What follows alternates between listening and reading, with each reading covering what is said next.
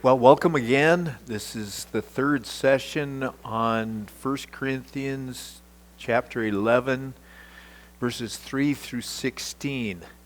It's the third passage that I have done studies on concerning women in the church. The first one was in 1 Corinthians chapter 14. The second one was in 1 Timothy chapter 2. And now this one here in 1 Corinthians chapter 11.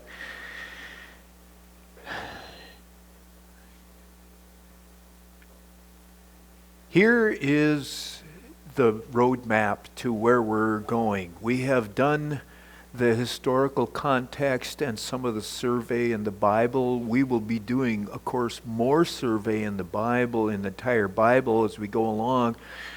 But now we're starting to hone into the next level, which is called the survey of Paul's other letters and the survey of the whole letter of 1 Corinthians.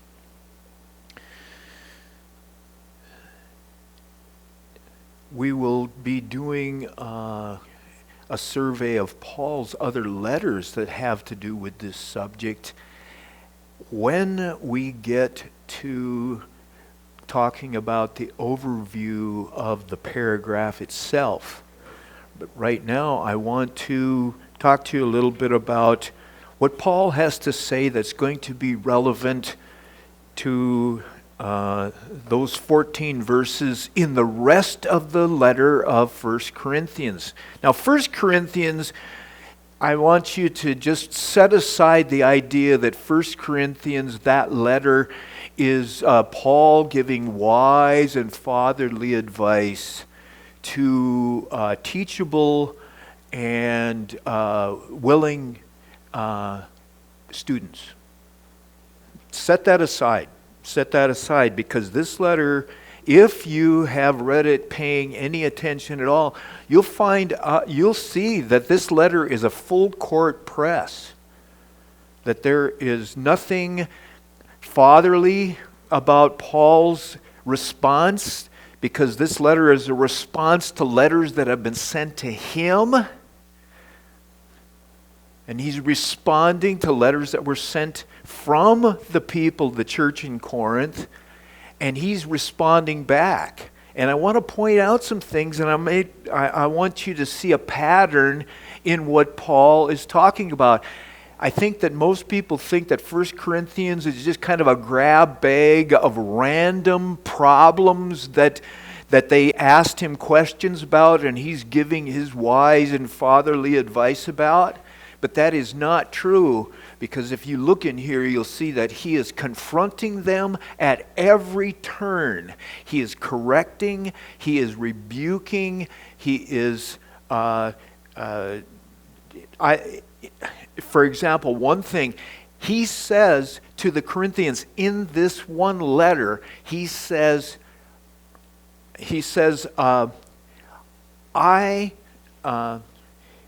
can you not see 13 times to them? In this one letter, he says, can you not see? And then he goes on to talk about something, and the word there has to do with knowing. It says, I would have you know, or do you not know? But the word know there is actually the word for see. He's saying, can't you see? And you know what he's talking about? He's talking about things that they were writing to him. They weren't asking questions. You know what they were doing? They were boasting and arguing with him in letters. And they were saying one thing, and then Paul was getting reports from other people that were on the scene at that time that were telling an entirely different story. In other words, they were not telling Paul the truth in their letters. They were telling him what they were doing and what they were going to do, and who was he to tell them to do otherwise? And he is saying, I got to respond to this. So that's what 1 Corinthians is all about. So put on your mentality that this is This is combat letter. Actually, this is reading somebody else's mail. Because this letter was never intended to be a letter that was read by a whole bunch of churches or by anybody else as far as Paul was concerned. And you'll see that as we get into this a little further, that this was a letter specifically to certain people in the church in a place called Corinth, which we've done some background on. We could do a lot more, but we can't keep on. But here's the thing about this, is that we're going to start surveying the whole letter as it says on there. And this is how we're going to start. Paul's bullseye for all of his writing is in Philippians chapter 2, verse 11.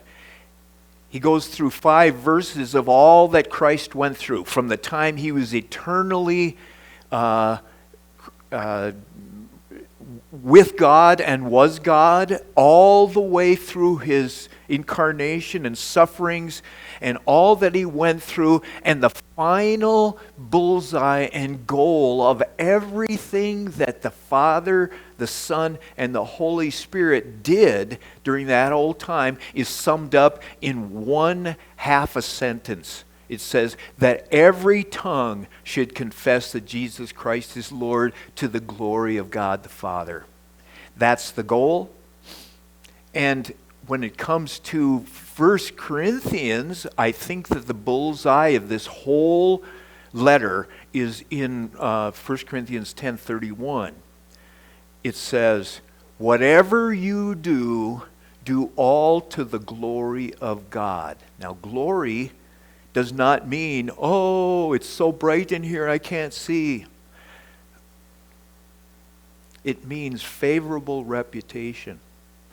What we're after and what Paul is after is that every Corinthian would have a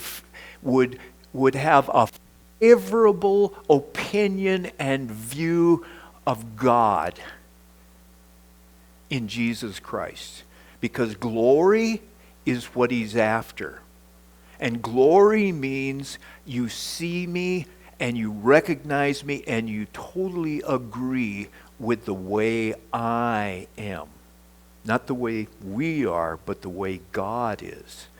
And that's what the bullseye of this whole thing. So if we're approaching these things and we haven't gotten to the fact that where is the glory of God? Where is Jesus Christ being confessed by the Corinthians here to the glory of God? We really haven't gotten to Paul's real goal for why he's written things.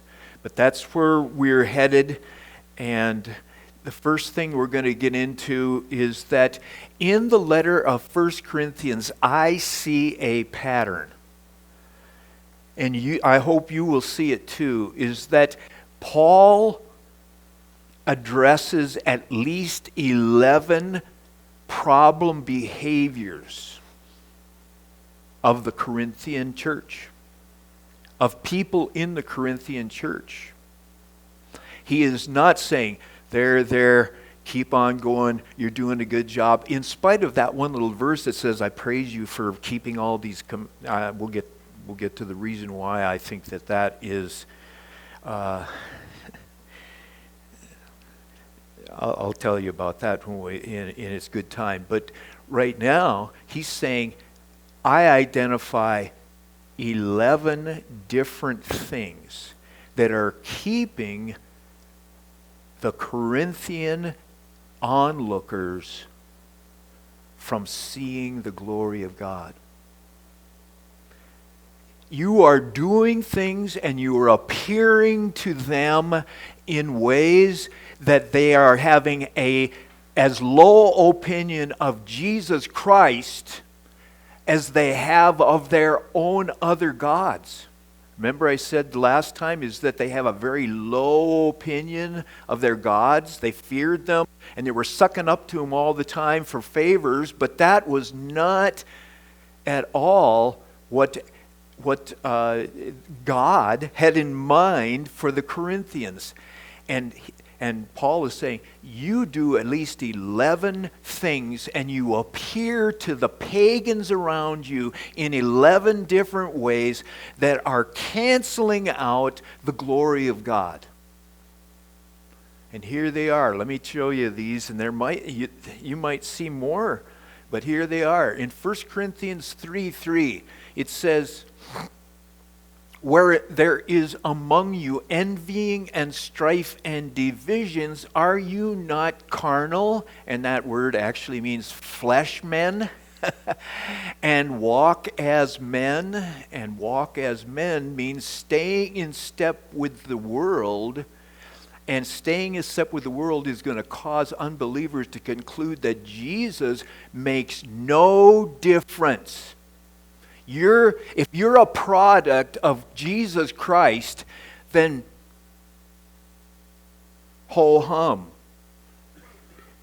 I'm not going to confess that Jesus Christ is Lord because he's just like Apollo and he's just like Jupiter and he's just like, because look at the product.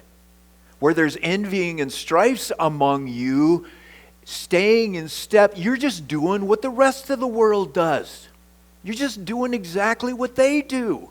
So what's the big deal about you saying that Jesus Christ is Lord? And how is that supposed to glorify God? Because actually our opinion of God just went down because of you. Number 2, in chapter 6, verse 6, it says, brother goes to law with brother, and that before unbelievers. I put it in parentheses, they're displaying disagreements before unbelieving judges will make them skeptical of Christ. In fact, it'll make them more than skeptical. They will become incredulous about Christ. Is that, hey, you come into my courts, you come in here with lawsuits against each other. Why am I supposed to think that Jesus Christ is any better than Dionysius? See? Or Sybil, or any of the other gods. Nope. Because of you and the way you behave, Christ gets no glory and God gets no glory. Next one. Number 3, 6:12. All things are lawful to me. Oh, guess what? Does that sound like Paul?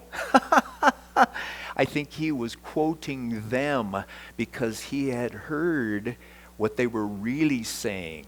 And they had written to him and said, don't you tell me what to do. I'm free in Christ. Everything is lawful to me. But I will not be brought under the power of any of them. What I put down here is that brought under the power of them is addiction. Addiction to legal things. Addiction to things that are lawful to me. And you love them and you want them and you can't be without them. And what it does is that it reduces and erodes the credibility of Christ. You're addicted just like I'm addicted. You know, your addiction might look a little different than mine, but look at yours, hooked on your addiction. You know, whether it be, farming 5,000 acres of sugar beets and you're totally addicted to it. Or if it be snorting coke under the bridge down here. One addiction, the other addiction. You say you're a Christian, I say I'm not a Christian. What's the difference between us? You're ruined, your family is shot, because you're addicted. My family is shot and I'm ruined and because I'm addicted, so what's the difference? Christ? Who cares? Number 4, in chapter 7:16, it says, for what knowest thou, O wife, whether you shall save thy husband, or how knowest thou, O husband, whether thou shalt save thy wife? What is he talking about? The context of that was that he was saying, don't do what the world does when you have disagreements and pressures in your marriage. You know, here's what the world does. The world cuts and runs. The world does this. The world does that. The world puts this one away and this one leaves and this and the other thing like that. And he's saying, if you continue to respond that way to the pressures in your marriage, how are you possibly going to lead your unbelieving spouse to the Lord? If you respond just like everybody else in the world responds. There's no big deal about Christ. You keep on making a big deal about Christ, and I just think that my God is just as good as your God. Number 5, but take heed, lest by any means this liberty of yours becomes a stumbling block for them that are weak.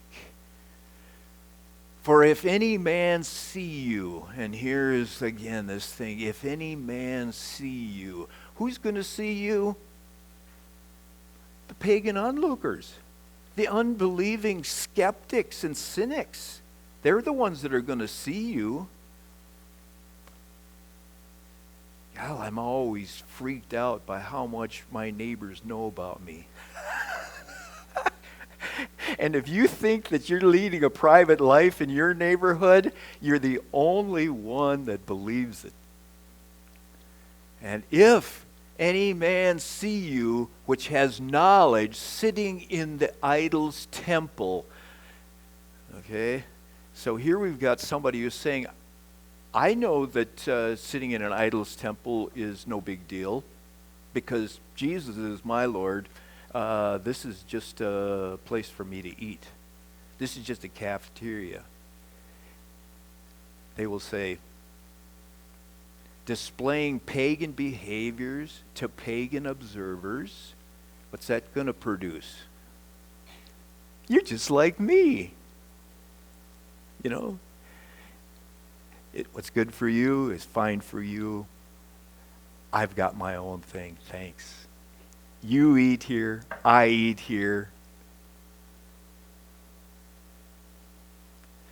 Number 6, in chapter 9, verse 12 and 18. We have not used this power of ours. The word power there is right or privilege. We have not used this privilege. And what privilege was that? To get paid for preaching the gospel? We have not used this right of ours. Did he have a right? But I don't use that right, especially not in Corinth. I don't use that right. Lest we should hinder the gospel of Christ. I make the gospel of Christ without charge, that I abuse not my rights in the gospel. His rights, he had them. He could insist upon his rights. But you know what they would think? Yeah, we wonder why he's preaching Christ. He makes a pretty good salary. If I made his kind of money, I'd be preaching Christ too. He says, not in Corinth, because of the patronage system that we talked about last week. He'll say, oh, the reason you preach Christ is because it's your meal ticket.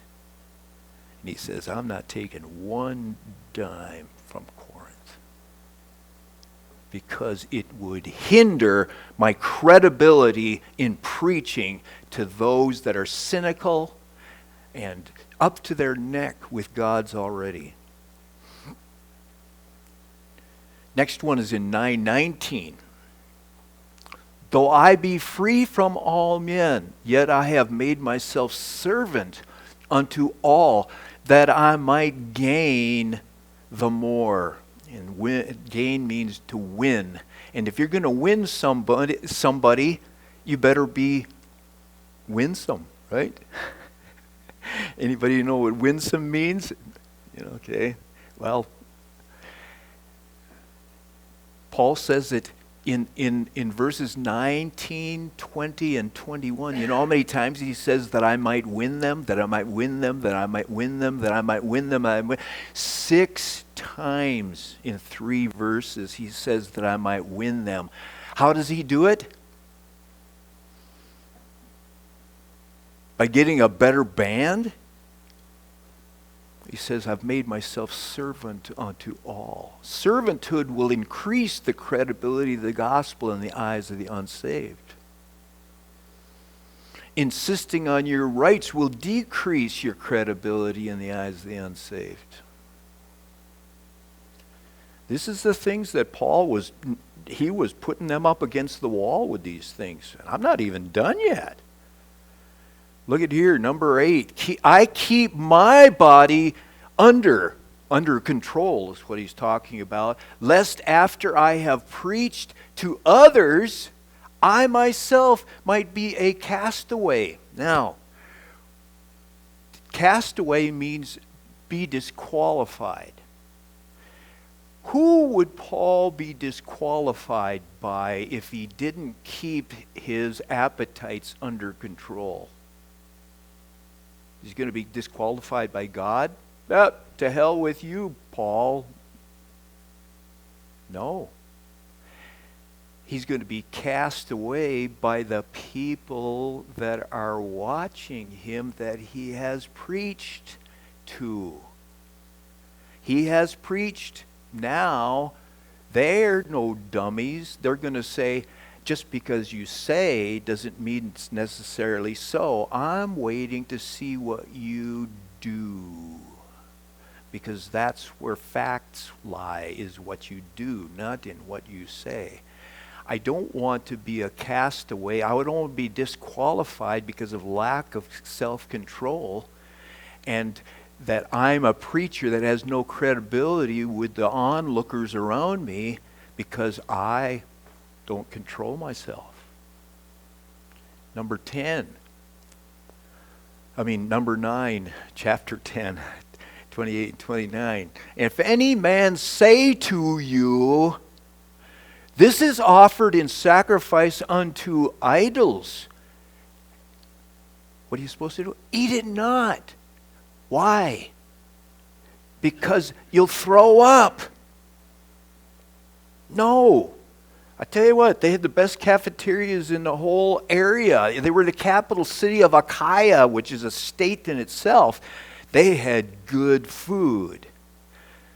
If any man say to you this offered in sacrifice unto God, don't eat it. For your sake? No. For his sake that showed it. And for conscience sake. Not your own conscience. Not your conscience.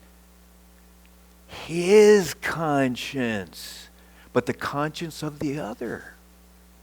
So what is he trying to say here? He's saying if there's an unbeliever that sees you participating in questionable behaviors, his own conscience will condemn you. He'll say, that's pretty inconsistent with what they preach.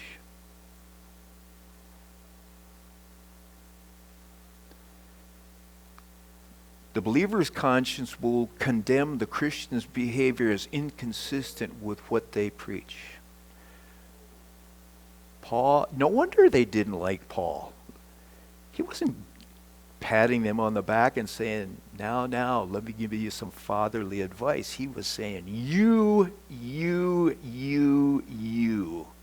No wonder the pagans are still pagans. Number 10 is chapter 10, verse 33. Give no offense, neither to Jews, nor to Gentiles, nor to the church of God. How in the world are you not... Think about that. Jews, Gentiles, and the church of God. Good grief, you talk about a chameleon on a plaid tablecloth. How are you going to avoid offending those three groups?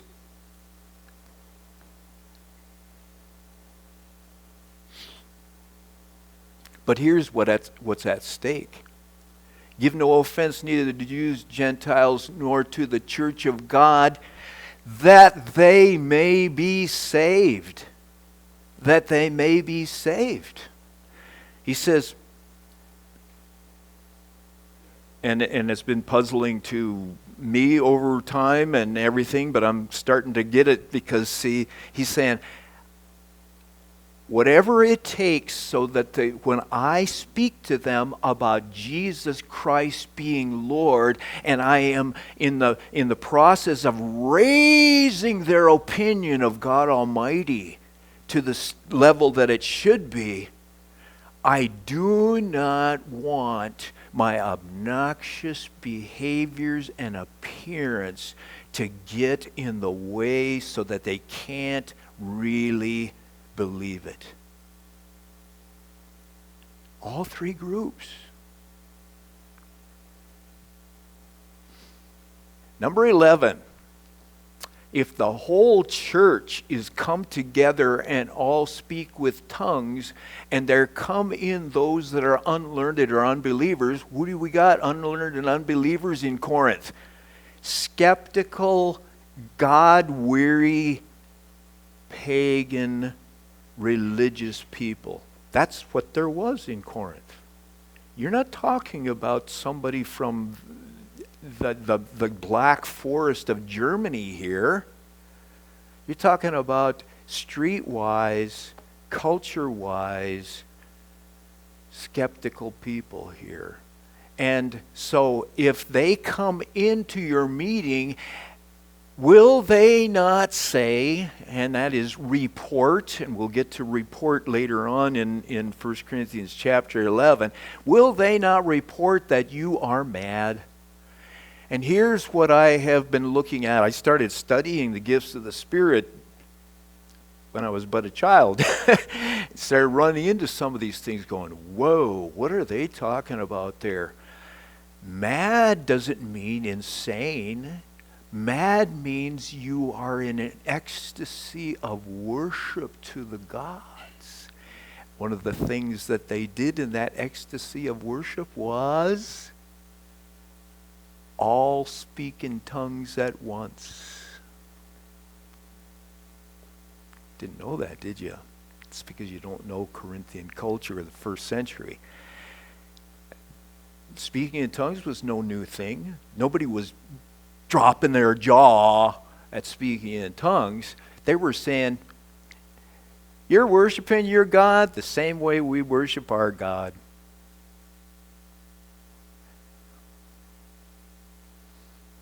Speaking in tongues in the same manner as pagans speak with tongues will lead them to conclude that worshiping Christ is no better than worshiping other gods. And what happened to every tongue confess that Jesus Christ is Lord to the glory of God the Father? It's totally ruined. 11 ways that they were ruining the glory of God because Jesus Christ wasn't being Lord in their lives. The motive for all appearance and behavior, because when we get to chapter 11, the whole thing is about appearance. There's not one word said about sin. There is not one word said in there about behavior in chapter 11, 3 through 16. It's all about their appearance. Here's the motive for all appearance and behaviors. Do all things to the glory of God. Now, there are a lot of things that people have said were the motivation for having a good appearance before others. And I've read a lot of them. And these are all said with authority. The reason why Paul said, put something on your head, was so that they could avoid being shamed by the culture around them. That's not a good enough reason. Reason why he said put something on your head was so that women could appear appropriately subservient according to the social, political, cultural system they lived in. It's not good enough. It's not good enough. So they could reflect the divine hierarchy in the Trinity. Oh yeah. Yeah, there's plenty that believe that. So that they got established their own righteousness by proper behavior and appearance. Any of those motives for caring about how the cynical unbeliever how you look to them, how our worship specifically looks to them, that makes them conclude that the God they worship is no big deal.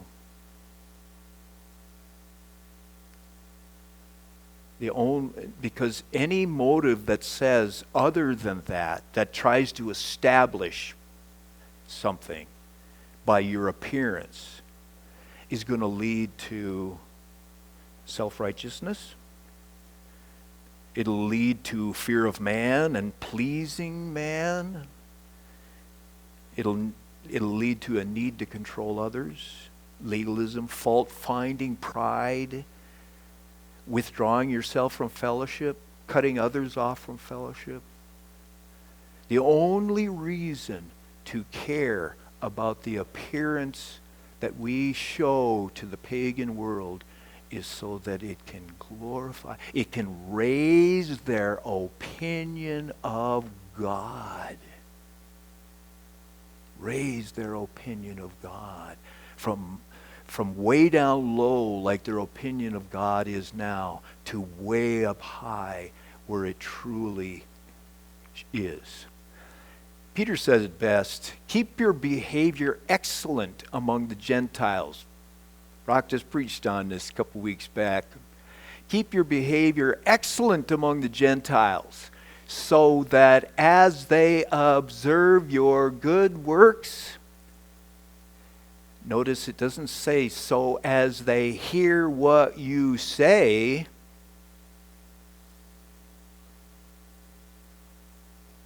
so that as they observe your good works, they will glorify.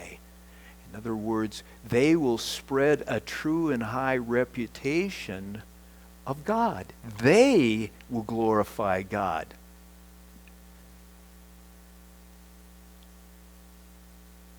And that was the mission in Corinth, is to take these hardened sinners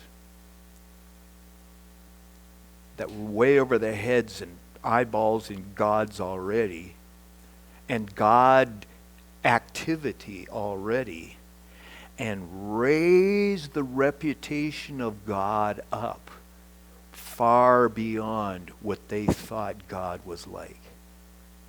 That was the mission. And that's the mission in the verses that we're going to look at too. And everybody thought it had to do with something else, and it doesn't. It has to do with, if this doesn't glorify God, you've missed the point. We're going to get into those 14 verses now, a little bit. But before we start taking a look at a word-by-word, verse-by-verse, I want you to notice that I see another pattern in these 14 verses. There's 14 verses here. Do you know that if you asked the average Christian what 1 Corinthians 11:3 through 16 was about, the best they could do is come up with, oh, that's the place about head coverings, and if you don't like it, you're a contentious person. That's about all they can come up with when it comes to those 14 verses there. Most of the time, they do not get past verse 10 when they're reading that, or when they have heard teaching on it, they never get past verse 10 in it. And what I see there is that I have noticed that Paul says pretty much the same thing over again 2 times. And the best way that I can think of it is like a teeter-totter, seesaw. And you'll see on the level board there, you see the fulcrum underneath, is that this whole thing is grounded on one thing and one thing alone. And if it's not grounded on this, then your teeter-totter is not going to be stable. And that is that they may be saved. I do this, and I do this for one reason, that they might be saved. If you do these things in chapter 11 for any other reason, you have missed the bullseye. You're not seeing it for what it really should be yet. So what I see in this is that I see that this is like a teeter-totter. Verses 3 through 10 are on one side of the teeter-totter. And I see that verses 11 through 16 are on the other side of the teeter-totter. And you can see up there that it says let's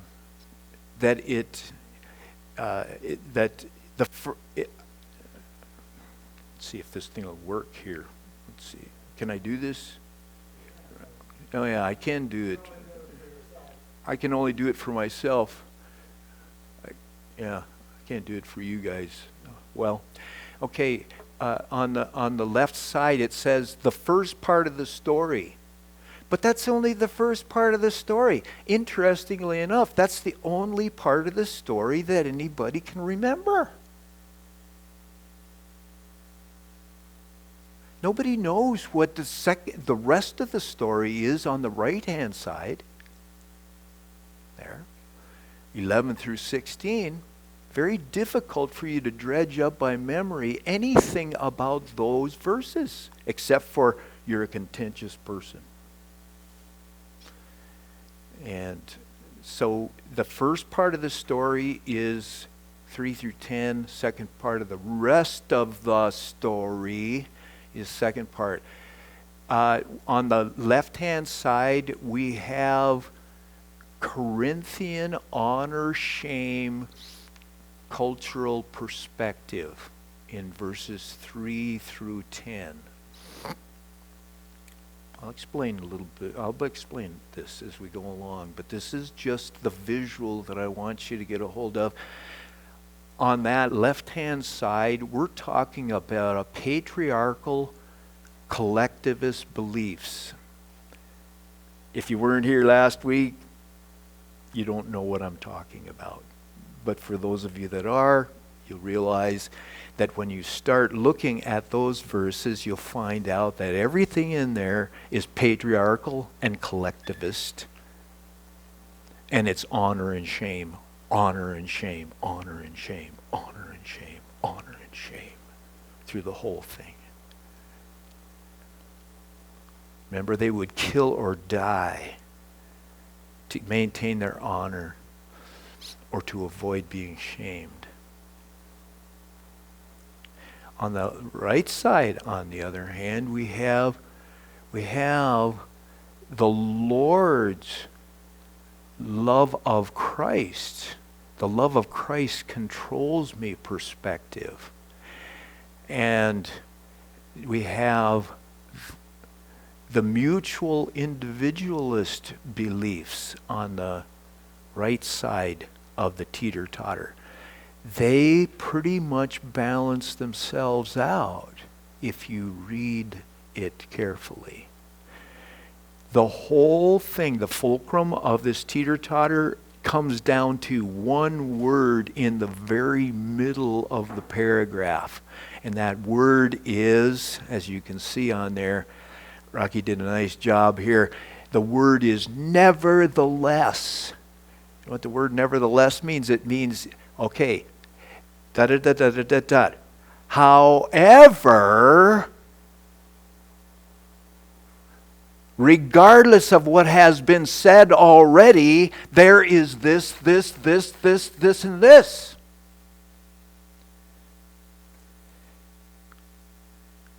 So that's what Paul is doing here, is that he's not shooting from the hip. He is really trying to get at this kind of thing that says, on this side we have this perspective, on this side we have this perspective. Do you know what perspective is? Depends upon where you stand. You're going to see things differently if you stand in one spot or the other spot. If you see things from the Corinthian point of view, you're going to track really well with 3 through 10. If, on the other hand, you have gotten to the point where right after the word nevertheless, there is another word there. It says, nevertheless in the Lord, there's some other things. So the other side is saying, if you stand where the Lord is, you will see it differently. See things differently. I'm going to use a little bit of an example out of 1 Samuel 16.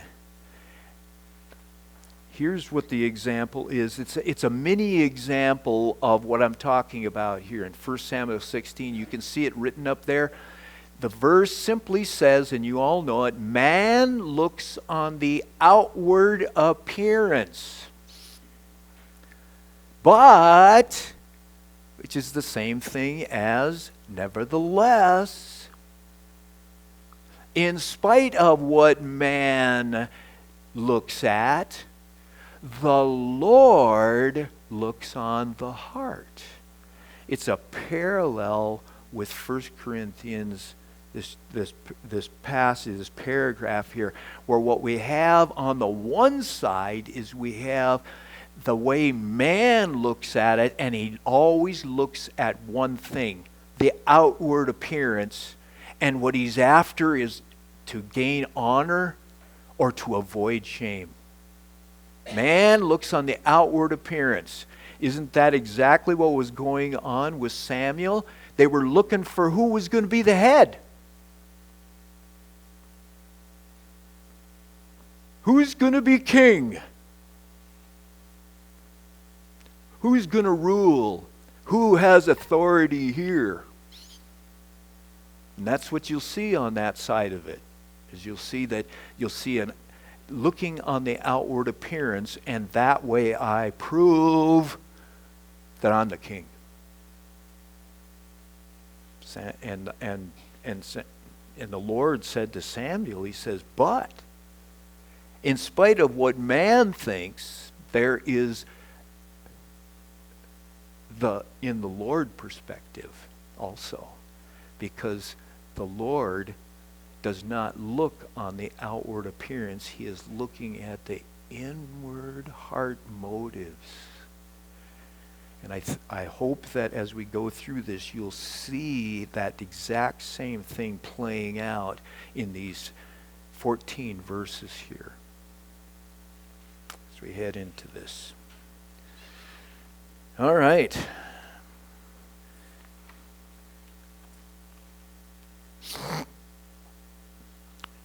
So here's the teeter-totter that illustrates the structure. 2 perspectives. Man looks on the outward appearance. Now let's get into the very first verse. I'm taking a look at the time. I got about 15 minutes here. Let's take a look at that first verse there. And everybody's going, oh boy. I've been here before. 1 Corinthians 11:3. But I would have you know that the head of every man is Christ, and the head of the woman is man, and the head of Christ is God. Before we get into what everybody says, oh boy, who's the head?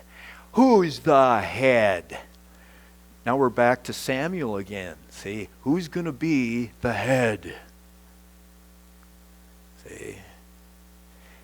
Let's take a look at some of the first words he says. He says, but. And but is a little bitty word, but it's what's called an adversative conjunction. And that means that when you see but, it's in direct it's adverse against what was just said beforehand. So when you see that word but, it's like nevertheless, you said this, nevertheless, I say something else. And what was said right previous to this but right here? Well, it was in verse 2. And that's the verse that seems to always get included and thrown into the hopper along with everything. And it says in that verse, it says, you remember me in all things and keep the ordinances as I delivered them to you. But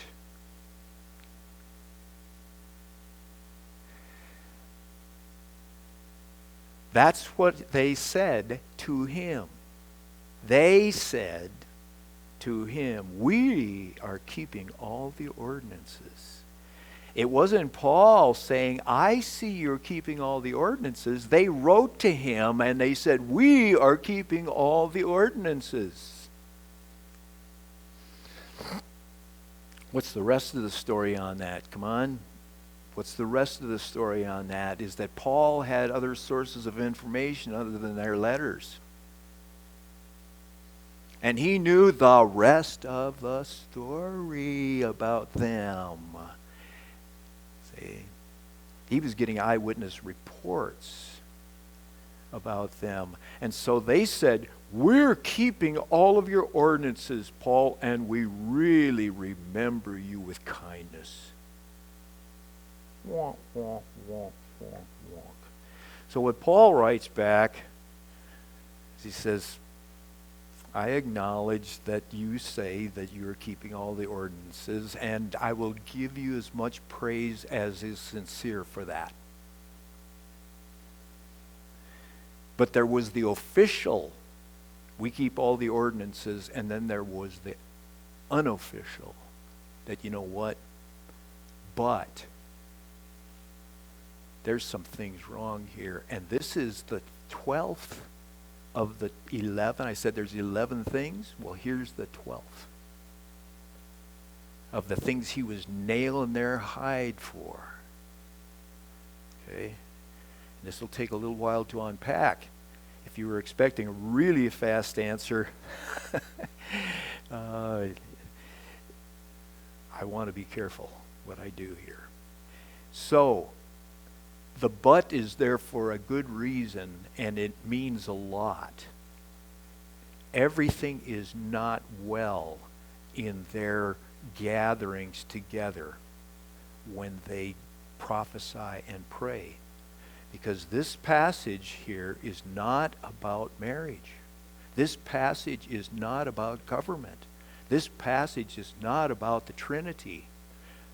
All those things have been speculated to be. This passage is about what their heads looked like when they were praying and prophesying.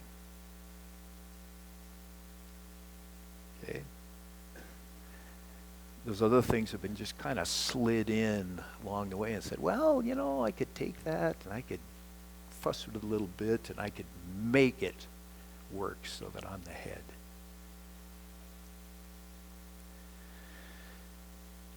But here's the next word that I want to take a look at. It says, I would have you know.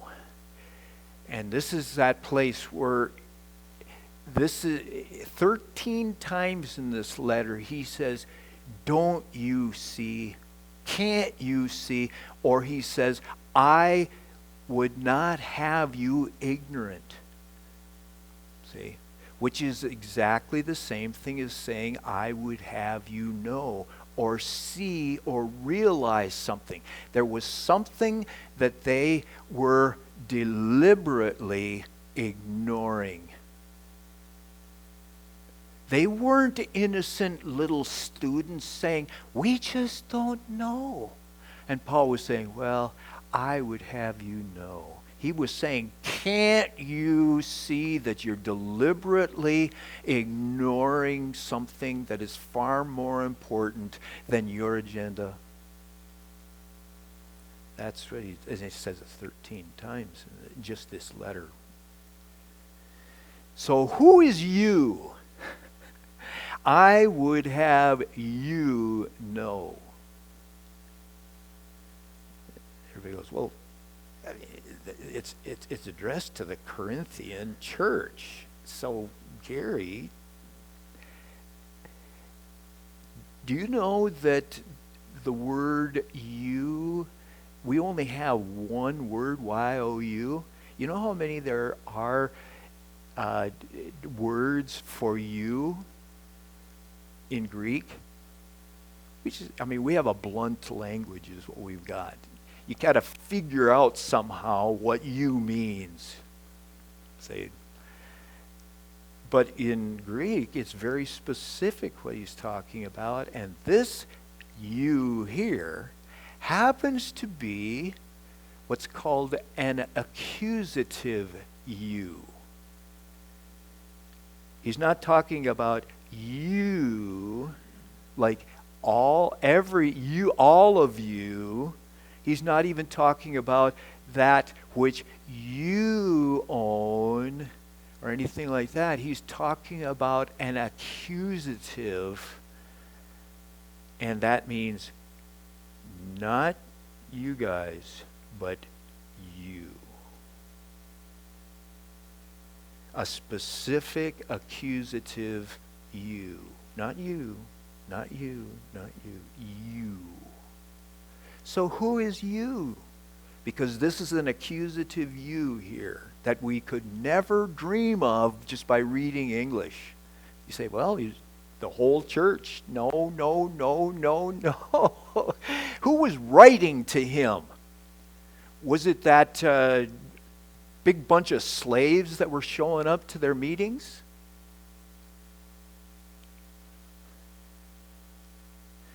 Was it those freedmen that were working even harder than slaves because they owed so much money? Was it the lower class women writing to Paul and boasting and arguing and saying, well, here's what we're doing and who are you where's your authority? Things like that. You know who was writing to him? Well, I said, okay, let's look for the accusative you in the letter. Does he say, not every one of you, but you, in certain other places? And here we go. Who is you that he would have know some things? First one is in chapter 1, verse 11, where it says, there are contentions among you. It's an accusative you there. Now, he uses many other forms of you throughout the letter. I'm not talking about those. I'm talking about those where he's saying, I'm not talking about everybody. I'm talking about you. And you know who I'm talking to because you were the ones that wrote to me, and I have to respond to this. Who was writing? Had to be the upper class. Had to be those that had been able to pay for tutors to teach them to write and read. That wasn't a common thing in first century Corinth. There was a small minority that could do that in the church at Corinth. Do you think that the poor working stiff that was a slave, but he got freed, and now he's got a burden of debt on his back that he will never get from under? Do you think he's pooling his money and hiring a scribe and saying, dictate a letter for me and I'll send it to Paul? No, this is the rich. This is the elite. This is those Christian converts that were from Roman stock. Remember, it was a colony. These are the ones that had from merchant families that had profited enough from being in Corinth and doing business with the Romans to the point where they could afford tutors to learn how to read and write, and they could grow up in a household where there was reading and writing. And if they didn't write themselves because it was beneath their dignity, they could just go. And they would have themselves a scribe that would do that for them. So here's the ones that he's talking to. There are contentions among you. It's the ones where there was contention. It's the ones that were arguing, the ones that were taking sides, the ones that were withdrawing from some and marshaling the favor of others. The next one is in chapter 4, verse 3. It says, "It is a very small thing that I should be judged by you." Accusative you there. Who were the ones that he was addressing? He was addressing those that were judging him, saying, who do you think you are to tell me how to worship? Tell me how to be spiritual. Little pipsqueak. Next one is in 4:18. Some of you are puffed up as though I would not come to you. These are, and you know what puffed up means? You look in the Greek, Randy could probably tell you this too. Puffed up means a windbag. The windbags of the church. He says, I'm talking to you. And I'm going to find out if you're all talk or not. 11:22. Shall I praise you in this? I praise you not. They were in full-blown conflict with each other. This accusative you in the Corinthian church, and Paul, it was full court press.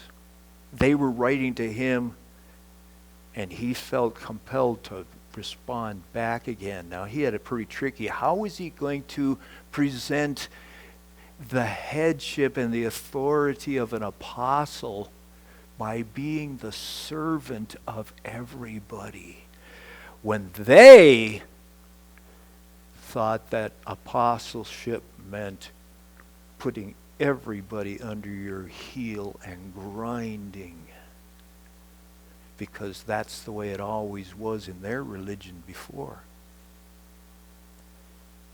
15:12 is the next one. How say some of you that there is no resurrection? There was people in the Corinthian church that had influence, that were doing all the talking, that were doing all the teaching, and had great oratory skills, that they smirked at Paul and said, can't even talk. Those were the ones, and you know what they were teaching? They were teaching pagan religion in the church.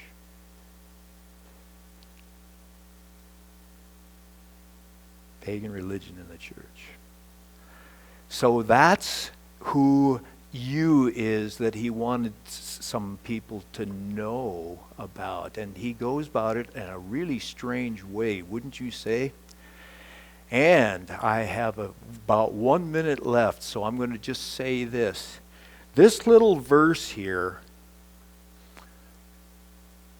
has caused more problems in the church than I would say any other scripture. This one little sentence with 3 parts to it. There is so much that rides on this verse. The consequences of what you believe about this verse, about this little verse right here, has real consequences to real life people right now. People's lives, especially women's lives, are adversely affected by a flippant interpretation of this verse right here. It cannot be ignored. It has to be addressed. That's why I'm doing it. Do you think I like this? No. I'm very, very, very interested, but it's because this has